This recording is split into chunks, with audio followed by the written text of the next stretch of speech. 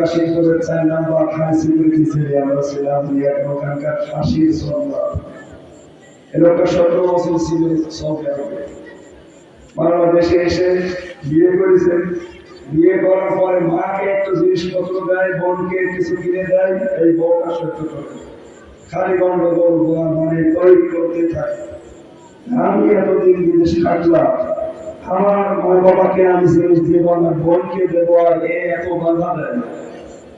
আমি মারার ইচ্ছা করে মারে না। এটা কিভাবে বাড়ি দিয়েছে কিছু বলি। এখন এক ফাঁসির রায় হয়েছে, যাবজ্জীবন ছেড়ে। এবং 30 বছর থাকা লাগবে জেলখানায়। 30 বছর যদি কারো সাজা হয়, কাজ যদি ভেতরে করেও তাও 22 বছর জেলখানা লাগবে। ওদিকে 22, সৌদি আরবের 17, কত দিন?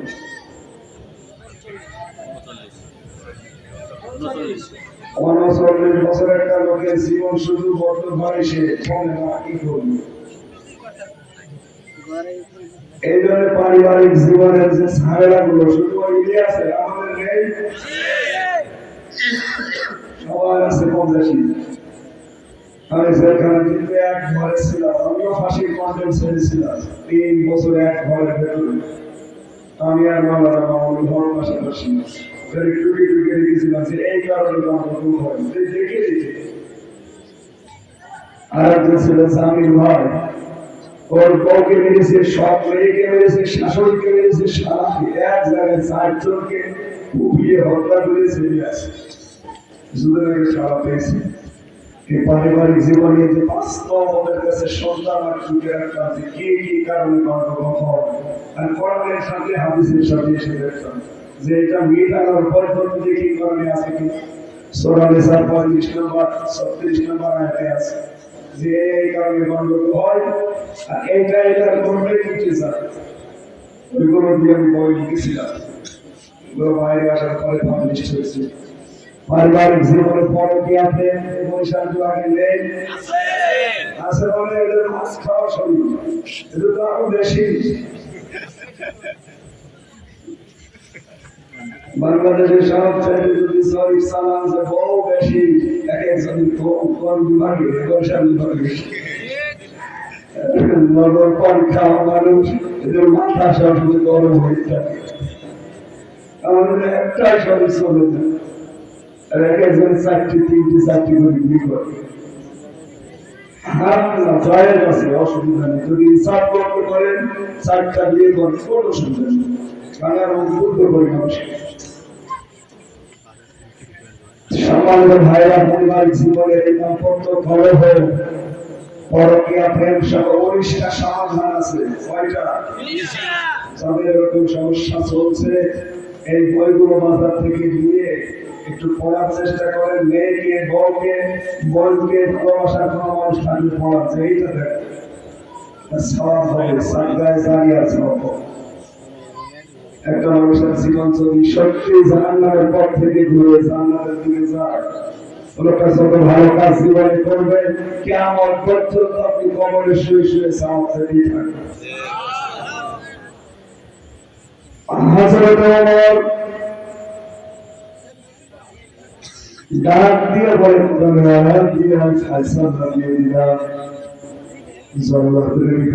তাকে হত্যা করার জন্য হঠাৎ 3জন যুবক এসে বলে, খলিফা একটু বিচারটা থামান।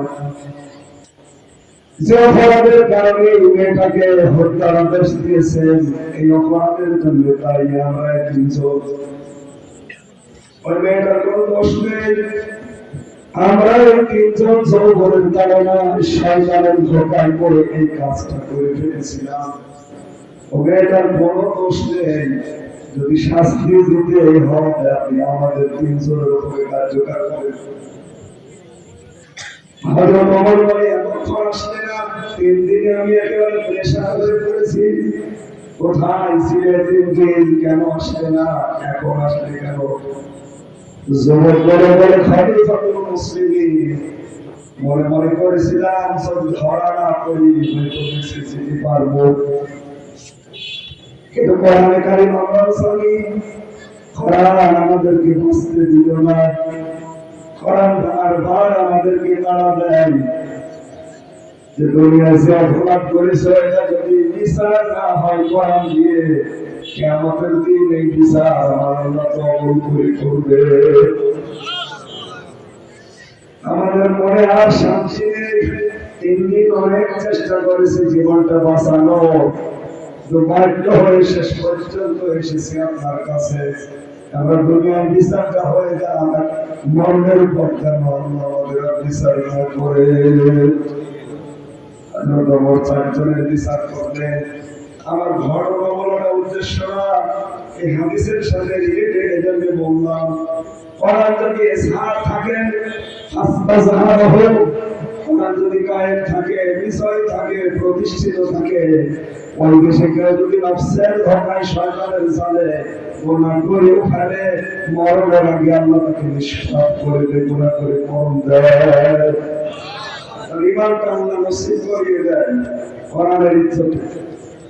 আল্লাহ রাব্বুল আলামিন এই হাদিসটা আমাদের প্র্যাকটিক্যাল লাইফে মেনে নেওয়ার তৌফিক দিন, বলেন আমিন। দরুদ আর সালাম পড়ছি আমাদের নবী মুহাম্মদ রাসূলুল্লাহ সাল্লাল্লাহু আলাইহি ওয়াসাল্লামের প্রতি। আমরা কোরআনে কারিমের সূরা মারিজ থেকে তেলাওয়াত করেছি। কোন সূরা? মারিজ। আজকের আলোচনার বিষয় হচ্ছে মুক্তিপণ। কি বললাম? আপনারা কি কবরে আছে? আমার নাই, বলা ভেঙে গেছে। আপনাদের বলা হয়ে গেছে? কি আলোচনার বিষয়? কি? মুক্তিপণ। বলেন কি?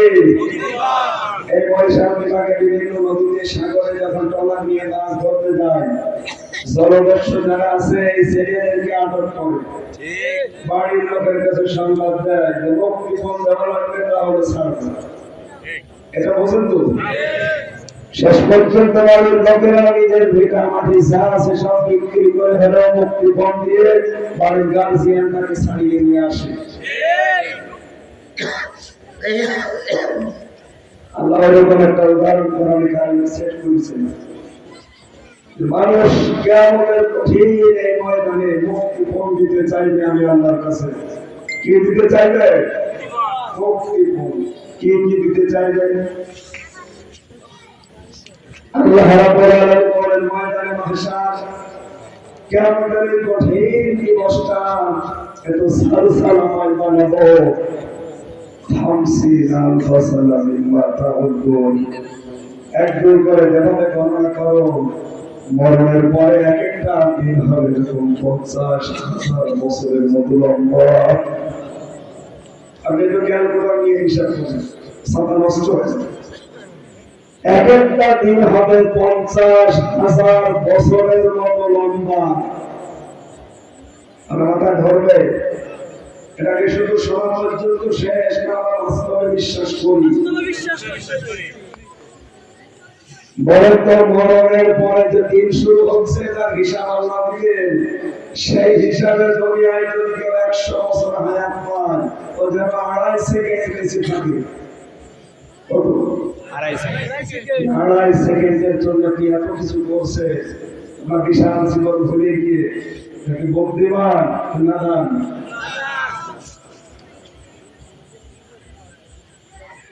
আমরা ওই বাগানের ভিতরে আছি, আমাদের চোখ যেন আজকে খুলে যায়। একটা লোক মনে করেন কিয়ামত পর্যন্ত বাংলাদেশের সংসদে আছে, প্রধানমন্ত্রী কিয়ামত পর্যন্ত শান্তিতে খেয়েছে, পরিচয় শেষ। মরণের পরে আল্লাহ যদি জাহান্নামে দেয়, ওনার জীবন সফল না ব্যর্থ? এটা শুধু মুখে বললে হবে, কল্পনায় না, বাস্তবে নিয়ে যাওয়া লাগবে না। আমার হায়াতের দুনিয়া ইল্লা মাতাউল গুরুর। আলো বলেন তোর সন্তানাদি, তোর সম্পদাদি, তোর স্ত্রী, তোর মা বাবা পর্যন্ত ধোঁকা, সব ধোঁকা দুনিয়ায়। গরু দিয়েছিলেন আমার না বুঝে দিয়েছে আল্লাহ। এটা আমাদেরকে আল্লাহর মতো বোঝার তৌফিক দেন। বুঝতে হবে, বোঝাতে চেয়েছে ওইভাবে যেন আমরা বুঝি যে দুনিয়ার জীবনটা ধোঁকা। এটা কি সব মরিচিকার বন্ধু। কিয়ামতের কঠিন ময়দানে আল্লাহ রাব্বুল আলামিন বলেন ফাকাইফা তাকুলুনা কাফারতুম ইয়াওমা ইয়াজালু বিলদানা শিবা যুবক মানুষ গুলো হয়ে যাবে কিয়ামত সালসালা অবস্থা পয়দা করবে আল্লাহ পাক যে যুবক মানুষ দৃশ্য দেখে গুলো হয়ে যাবে মাটি বয়ে নেওয়া হয়ে যাবে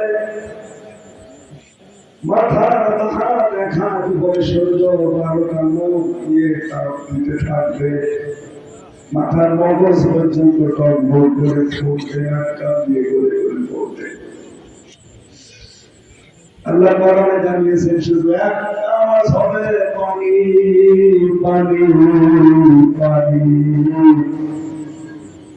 ওই জায়গায় আল্লাহ একটা সিট করেছে ওয়া ইয়াসালু হামিমুন হামিমা ওই কঠিন ময়দানে বন্ধুকে ভুলে যাবে কেউ বাচ্চারও না হোক যদিও তাদেরকে সামনাসামনি করা হয়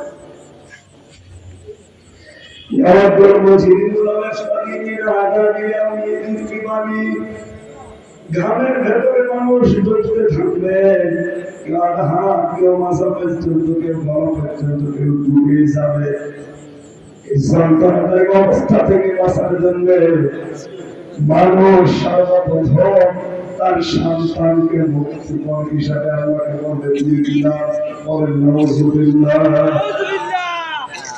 নিজের সন্তান পর্যন্ত মানুষ মুক্তিপণ হিসাবে দিয়ে বলতে আল্লাহ এইটা নাও আমাকে একটু বাঁচাও আমার ছোট মেয়েটা ফারিহা 4 বছর বয়স সরষের থেকে প্রথম যে দিয়েছে দেখা সময় 1 বছর ছিল এখন 4 বছর তারপরে আমার যে দুর্বলতা ভালোবাসা আমি যেভাবে ভালোবাসি আমার তো বাস্তবে মনে হয় সারা বাংলাদেশ কেউ বলে তারিখাকে মেরে ফেলে সম্ভব এ ভালোবাসা জন্মিয়েছে কি এই ভালোবাসা এতটুকুর জন্য যদি সন্তান পর্যন্ত কিয়ামতের ফারিহাকে ভগবান নাও আমার মুক্তি দাও এবার সরকারের বিভিন্ন এলাকায় বন্যা হয় জলোচ্ছ্বাস হয় বন্যায় কত কিছু ভেসে চলে যায় মা পর্যন্ত ভেসে চলে গেছে মা ডুবে মারা গেছে পানি খেয়ে কিন্তু সন্তান মুখের উপরে মোবাইলে নিজের জীবন পর্যন্ত গিয়েছে মা মারা গেল সন্তানটাকে জীবিত রেখে দিল কেউ মা কে বলবে আল্লাহ এই ছেলেটাকে দিয়ে দিলাম এই মেয়েটা দিয়ে দিলাম তুমি আমার মুক্তি দাও এই কথাটা শুনতে যত সাহস করে হচ্ছে বাস্তবে অত সহজ না আল্লাহ বলে শুধু صاحبكم وصاحبته وأخيه তার স্ত্রীকে সে দিতে চাইবে তার ভাইকে সে দিতে চাইবে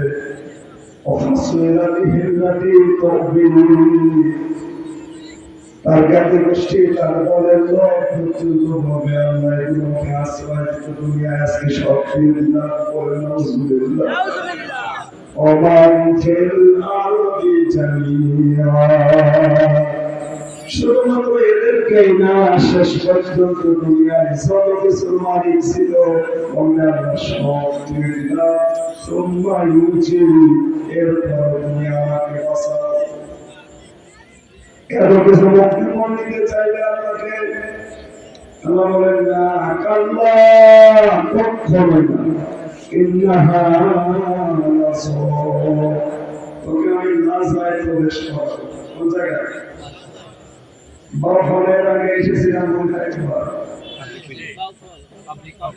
বারফল শহর জাহান্নাম আমরা এই দেশে অনেকে জানি যে জাহান্নাম 7টা জান্নাত 8টা আজকে কি সভাপতি বিশেষ অতিথি লেখাপড়া অবশ্যই করেছে এখানে বসাতে ওনাকে ছোট ভাই হিসেবে বড় ভাই কি বলছি জান্নাত কয়টা বলুন জান্নাত 8টা 8টি গেট জান্নাত এই ভুল কারণ শুধু ওনার ভেতর নয়, এখানে হাজার হাজার মানুষ এটা কোনদিন পড়েছে কোন কিতাবে কোন বইতে কোন কোরআনে হাদিসে জাহান্নাম 7টা জান্নাত 8টা পড়েছি শুনেছি পড়ে আর ভাই আমি কোরআনে নামাজ পড়তে আর দশটা কোরআন আমার কিছু না হলে কিছু বেশি জানা আছে মেয়েদের খুবই ভালো আপনাকে বলছেন মুসলমানরা কোনো মাথায় দিয়ে জাহান্নাম কয়টা বলেন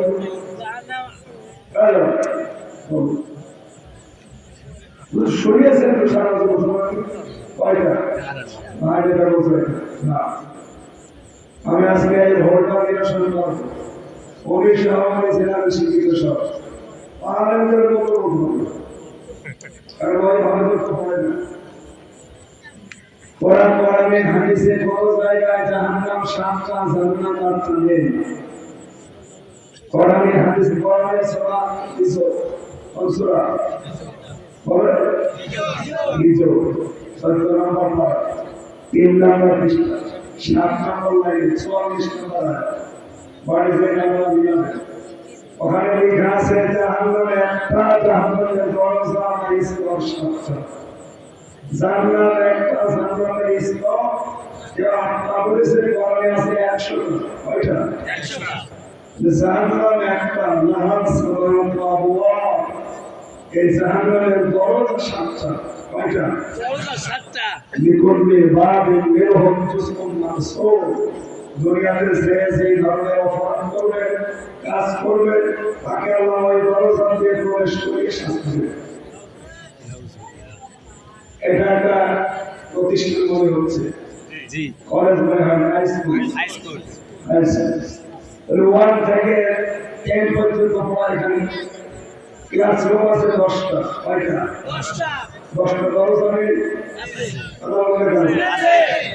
যে ক্লাসে পড়ে সেই দরজা আমি সে প্রবেশ করে ঠিক ক্লাস 5 এ পড়ে ও টেনিসের ক্লাস করতে পারবে না ওখানে যেতে হলো এখনো 5 বছর পর ঠিক যদিও এটা এখানে পড়ে কিন্তু ওই ক্লাসে কয় বছর 5 বছর এখানে প্রতিষ্ঠান কয়টা একটা বলেন একটা ক্লাসরুম 5টা জান্নাত জাহান্নাম একটা এর দরজা 7টা যে ধরনের কাজ করবে দুনিয়ায় আল্লাহ তাকে ওই দরজা দিয়ে প্রবেশ করিয়ে ওরকম শাস্তি দেবে আজকে যে দরজার নাম হলো এটার নাম লাজা নাম কি লাজা এই দরজা দিয়ে আল্লাহ দূর প্রকার মানুষকে করবে প্রবেশ করাবে বাইরের 7টা দরজার বর্ণনা শুনবো আমরা মিলা বুঝে আমি কোন দরজা দিয়ে প্রবেশ করার উপযুক্ত হলো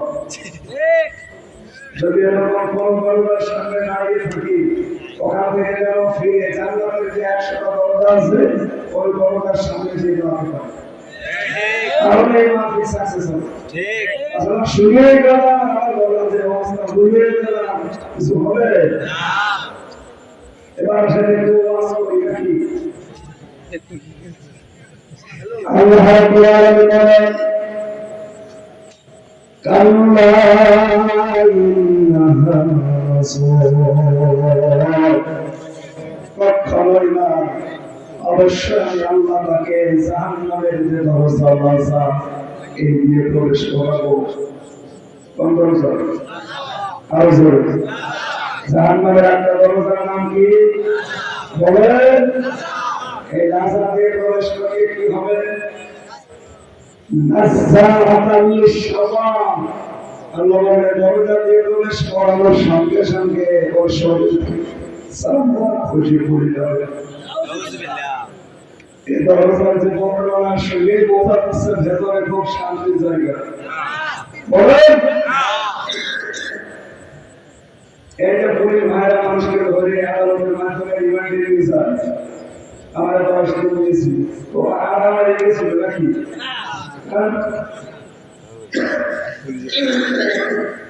যার যার ধরনের অপরাধ তাই ওই রকম শান্তি ওখানে দিয়ে কথাগুলো বের করার চেষ্টা চালায় আমরা তো মূল্য চুরি পাবো আমরা কি বলবো তারা ভাড়া করলো অস্ত্র মামলা তাদেরকে কি নিয়েছে আলাদা করে খাওয়াবে বলেন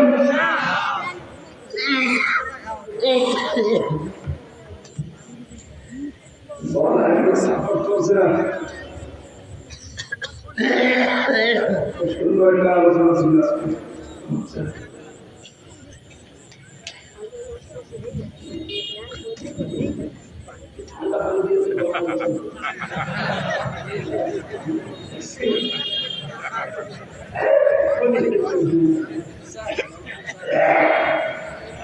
আমি বলছি ঠান্ডা এরকম ঠান্ডা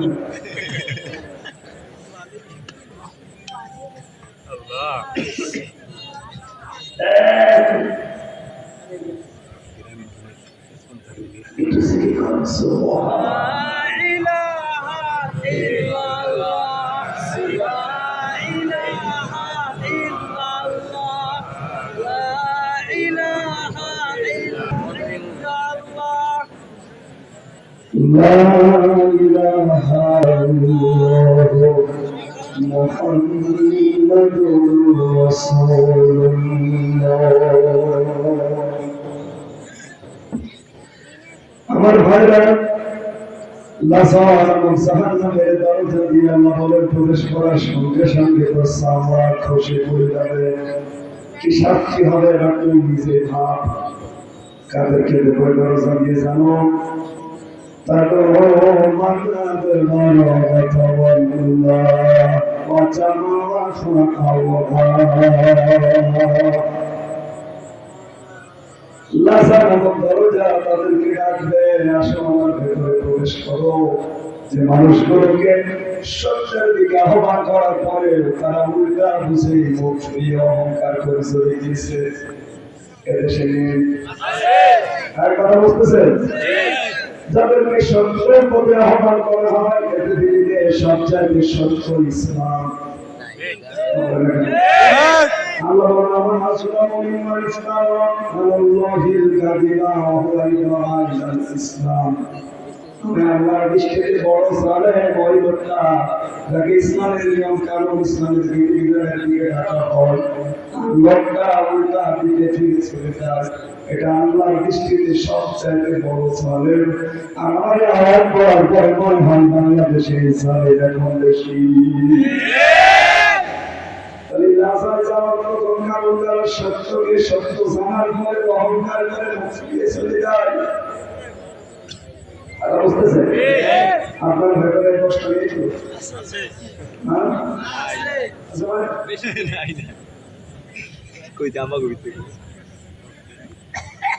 সত্য যেই বলুক না কেন যদি আমার সত্য হয় সত্যকে সত্য জানার গুণ করে করা লাগবে আমরা সব ধর্মীয় কায়দার কথা শুনছি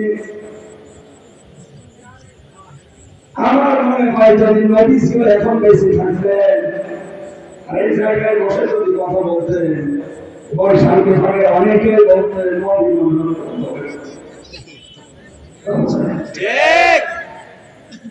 আরে ভাই ইসলাম করে চরমাই করে ইমাম আবু হানিফা রাহমাতুল্লাহ আলাইহি যার মাযহাব এই সামনে উনি কোন ইসলাম করতে বলেন ওনাকে তো রাষ্ট্রের দায়িত্বে যিনি আছেন প্রধানমন্ত্রী ওই সময় ছিল খলিফা মনসুর ওটা দিয়ে বলেছিল আবু হানিফা আপনি আমার দেশের প্রধান বিচারপতির দায়িত্ব পালন করবেন তিনি বলেন না কারণ আমি রাইলাবা একটা আপনি প্রধানমন্ত্রী হিসাবে থেকে রায় বসিয়ে উল্টাপাল্টা করবেন আমরা মানি না বাদশাহ অপমান করার কারণে তাকে জেলখানায় রেখেছিল জেলখানায় অত্যাচার করেছিল তার মায়ের সঙ্গে পিটিয়েছিল এমনকি 16 দিয়ে জেলখানার ভেতরে থেকে তাকে লাশ করে রেখেছিল আপনি আমার কথা শুনলে মনে করেন যে অমুক ইসলাম অমুক ইসলাম এই হেফাজত ইসলাম নাই জামাত ইসলাম না সর্বনাই এই খেলাফত ইসলাম এই আমার খলিফা কোন ইসলাম ছিলেন তাকে বলা লাগবে উনি কি সত্যের দিকে মানুষকে রাখতেন না রোনার বাগে যারা সাপ লাগিয়ে ওনাকে জেলে দিয়ে পিটিয়ে দুনিয়া থেকে বেশ খাইয়ে বিদায় করে দিল তারা কি কাফের ছিল মুসলমান না কি বাংলাদেশে খলিফা মনসুর যদি জাহান্নামে যায়, ইমাম আবু হানিফা রাহমাতুল্লাহ আলাইহি অত্যাচার করার কারণে, জুলুম নির্যাতন করে মেরে ফেলার কারণে আজ পৃথিবীর ময়দানে কোন জালেম যদি আলেমদের উপর অত্যাচার চালায়, সত্যকে সত্য জানার পর মুসলমান দাবি করে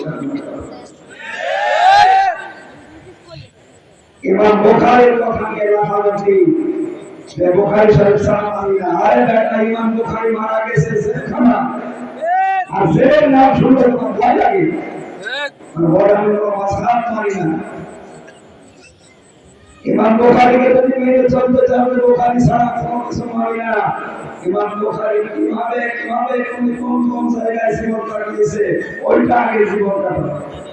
এসি রুমের ভেতরে বসে ফ্যানের নিচে বসে আরামে খাচ্ছে, আসারা গোলামের দায়িত্ব পালন করছে, আর মনে করছে আমি জান্নাত থেকে বসে আছি। এই জন্য সত্যের পক্ষে তাদেরকে ডাকা হয়। কেউ যদি অহংকার করে মুখ ফিরিয়ে চলে যায়, তাকে আল্লাহ না জানার দরজা দিয়ে প্রবেশ করাবে, সঙ্গে সঙ্গে চামড়া খুঁজে খুঁজে। 2 নম্বর আল্লাহ বলে জামা হাত যারা জমা করে মাল সম্পদ, আর এটা সংরক্ষণ করার জন্য বিভিন্ন সমিতি আছে বাংলাদেশে আছে, মানে আমরা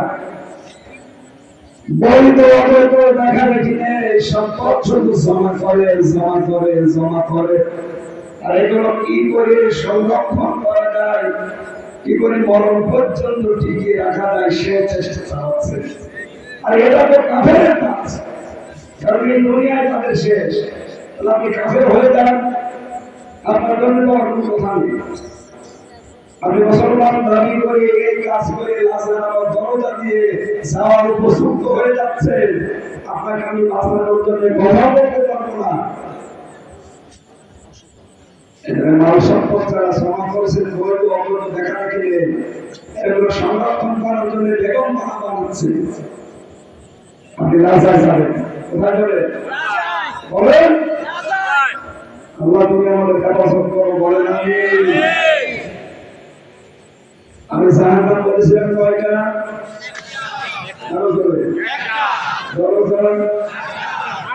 এই যে 2টা গুণ বলবো, আমি এই গল্প দিয়েছি আমার মানুষের ঘরে আছে,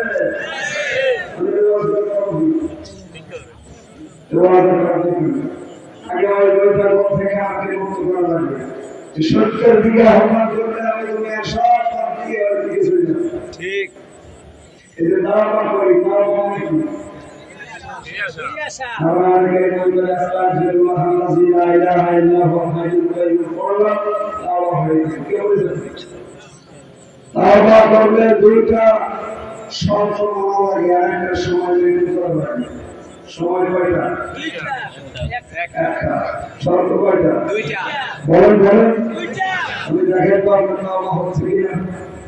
সূরা সূরা 24 নম্বর পারা 3 নম্বর পৃষ্ঠা 11 নম্বর লাইনে আছে, 53 নম্বর আয়াত। আল্লাহ পাক বলেন ওয়ানিবু ইলা রাব্বিকুম ওয়াসলিমু লাহু মিন ক্বাবলি আন ইয়াতিয়াকুমুল আযাবু সুম্মা লা তুনসারুন। কেউ যদি তাওবা করে জীবনের অপরাধগুলো মাফ করিয়ে ওই জায়গাটা পুরা রেখে দিয়ে ভরাট করতে চায়, তাহলে 1 নম্বরে তাকে আল্লাহর বিধানের দিকে ফিরে আসা লাগবে। এই কথাটা বলতে যত সহজ শোনা গেল, এটা কি মাইনে নেওয়া অত সহজ? আল্লাহর বিধানের দিকে ফিরে আসতে গেলে অনেক সময় সন্তান পর্যন্ত পথ হয়ে যেতে পারে। এখন দল ছাড়া লাগতে পারে, দুনিয়া ছাড়া লাগতে পারে, শব্দটা শুনতে যত সহজ মানবীয় সহজ। এটা বিভিন্ন পেশায় দরবারে গেলে এমনকি আজকে ওনার কাছে গেলে আপনাকে প্রথম শর্ত হচ্ছে আমি বললাম তোমাকে রবের দিকে ফিরে আসতে লাগবে। আমি ব্যাখ্যায় পড়েছি, রবের দিকে ফিরে আসতে গেলে জীবনে অনেক কিছু ছাড়া লাগতে পারে।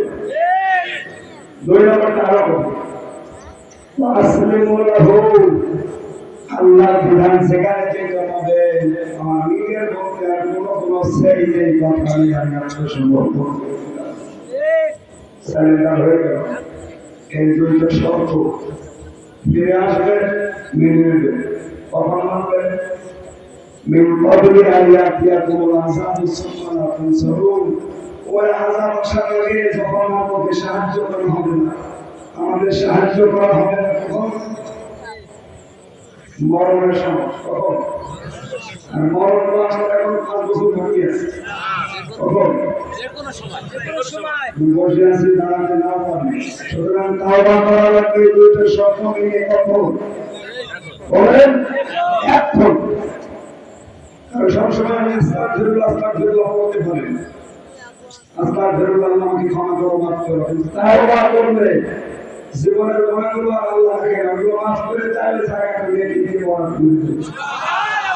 আজকে এই ময়দানে যদি আমরা এসেছি লোক দেখানোর জন্য না ক্ষমা করার জন্য, আল্লাহ আমাদেরকে ওইভাবে তাওবা করার তৌফিক দিন যেভাবে হযরতে দাহিয়াতুল কালবি তাওবা করেছিলেন। 70টা সন্তানকে হত্যা করার পর তওবা করেছেন। এমন তওবা করেছে জিবরাইলকে পর্যন্ত আল্লাহ তার সুরত দিয়ে দুনিয়া পাঠাতে এত খুশি হয়েছিলেন তার তওবা। সুবহানাল্লাহ। আল্লাহ আমাদেরকে দাহিয়াতুল কালবির মতো তওবা করার তৌফিক আজকে দান করেন, বলেন আমিন। আমার শরীর এবং কণ্ঠের যে অবস্থা, এভাবে কথাগুলো আপনারা বুঝছেন কিনা আমি জানি না, আমি এভাবে কথা বলি না। যেভাবে কথা বলি আমি চেষ্টা করি 1-1.5 ঘন্টা কথা বললে অন্তত ক্লাসের মতো পয়েন্ট আকারে বোঝা যায়। আজকে যে 7টা সাবজেক্ট নিয়েছিলাম, যদি পয়েন্ট আকারে বলতে পারতাম সবগুলো কিছু নিয়ে যেতে পারতেন। 1 টাকা করে কাজ দিয়েছিলাম। জাহান্নামের যে দরজা আছে ভয়ঙ্কর, এড়ে আমরা খুশি চাই। সত্যের দিকে যদি কেউ আহ্বান জানায়, যদি মুক্তি দিয়ে চলে আসে, আপনি এই দরজা দিয়ে প্রবেশ করবেন। বৈধ অবৈধ লেখালেখি এখানে সম্পদ সমান করছে আর সংরক্ষণ করার চেষ্টায় আছে, আপনি ওই দেখাবেন। আল্লাহ আমাদেরকে এই দুইটা গুণ থেকে যেন হেফাজত করেন, বলেন আমিন। এই যে একটা সংখ্যা যেন মানুষ বিভিন্ন ইসলামের জিনিসপত্র শিখতে আসে, হাসান আহমেদ দিকে এটা জানো না, যারা জানে তাদের কাছে জেনে না।